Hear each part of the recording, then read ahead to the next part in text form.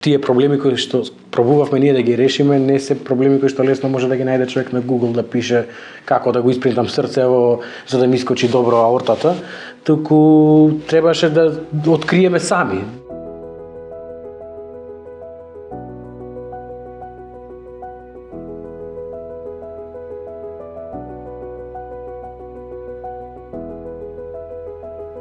Не ни знаев на 18 години што би сакал во животот да работам. Се занимавав со информатички технологии, малку повеќе со музика, дури и сериозна опција беше кога размислував да студирам нешто како музичка продукција можеби. И понатака во животот се случи да почнам случајно да доаѓам на операции, тука да гледам, да асистирам и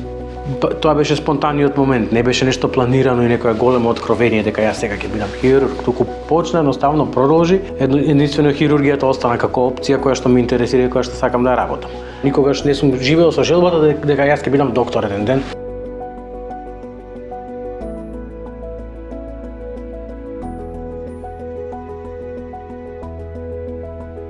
Хирургијата се појави како нешто што навистина мене ме интересира и ме мотивира, а секако помагањето на луѓето и чинењето добро е прекрасен, ајде да речам, нус ефект на работењето во хирургијата. Значи тоа се 13 години и повеќе илјади асистенции и операции направени. На сугестија на сопругата моја да се запишам на курс по програмирање, да видиме што може со 3D принтањето да се направи, затоа што сепак и покрај тоа хирургијата е главен фокус во животот, што може во хирургија со 3D принтање, едно водеше кон друго и стигнавме до ова сега што го гледаме тука.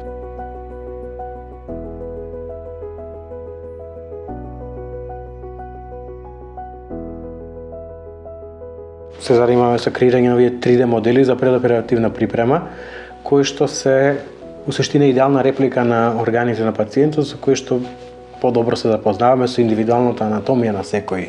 од пациентите и можеме да бидеме многу попрецизни, поефикасни и побезбедни при извршување на операциите. Технологијата во светот напредува со толкава брзина да веќе сите овие технологии кои што пред 10 и 15 години беа или незамисливи или резервирани само за огромни лаборатории и мултимилионски компании, веќе стануваат достапни за многу голем број на луѓе, а со тоа напредокот уште толку се зголемува и во моментот главните напредоци во сферата на 3D принтањето се врз основа на трудот и работата на ентузијасти и на или open source кодови кои што се користат за да се подобри и квалитетот и брзината и перформансите на многу 3D принтери. Повеќе од 2 години се занимаваме со овој, кој што првите месеци се работеше на она што се вика research and development, односно да откриеме кој орган со кој тип на материјал, со какви подесувања и со какви карактеристики може да го испринтаме, за да добиеме адекватен и детален приказ на анатомијата на пациентите.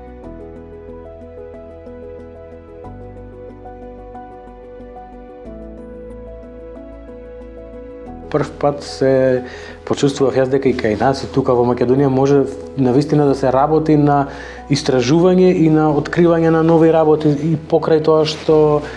се во светот е многу напредно и најчесто нашиот впечаток е дека касниме со години за се, но интересно беше кога првите истражувања кои направив дека многу малку во светот има објавено трудови кои што се занимаваат со 3D печатење на меки органи, панкреас, желудник, срце, се нешто што е се уште релативно малку застапено заради тоа што не е баш лесно да се добијат и како што не е баш лесно да се испринтаат меките органи заради посебната геометрија и карактеристиките кои што се нетипични за она што обично се принта со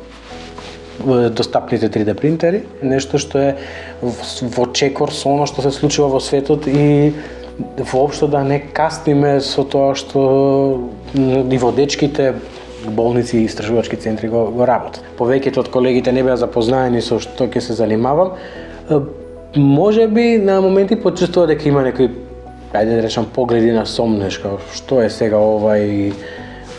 што измисли сега за да нови играчки на Стефан што се занимава. Првата операција тука што ја се направи врз основа на со помош на 3D принт, врз основа на тој 3D принт од коска беше операција што ја изврши колегата Лабинот Бектеши за скршеница на подколеница. Кога заврши, кога излезе, кога ми рече дека ја завршил операцијата за 40 минути пократко од тоа што планирал и дека се му било јасно што ќе види во тек на операцијата. Искрено и јас го сватив со тоа на резерва, викам нема шанси толку многу да менува, као можам да претпоставам, но не може. За волја на вистината, јас сум, ако ставите наслов, ќе ставите од скепса до пракса. Кога колегата почна го работи ова, јас сум бил од тие кои што сум прашувал повеќе прашања, зашто и како и која би била практичната примена на оваа работа. На среќа он некако ме убеди со мои случаи кои што ги креиравме во 3D принт. Ако не си скептичен во однос на било кое прашање, не можеш да дојдеш до правиот одговор, така да луѓето не треба да се плашат од тоа што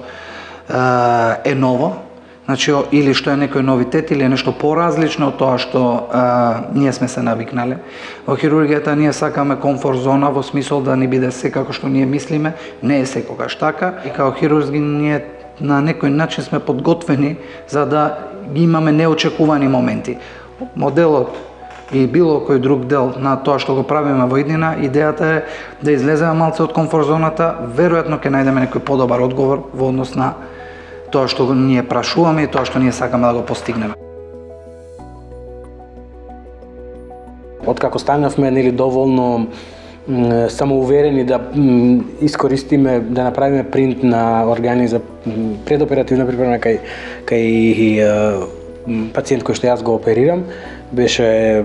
резекција на панкреас поради еден тумор на панкреасот.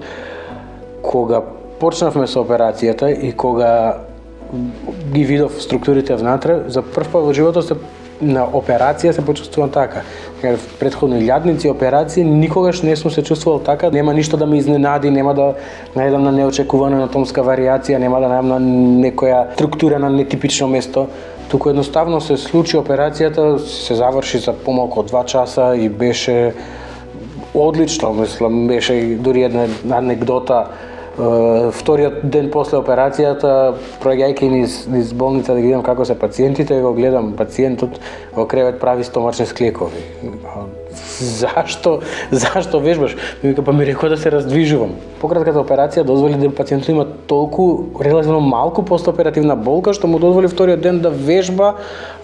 Тоа е апсолутно не е нешто што го гледаме кај сите пациенти. Овој, да речам, проект за сега е возможно да функционира благодарение на тоа што има прво поддршка од раководството и менеджментот на клиниката тука,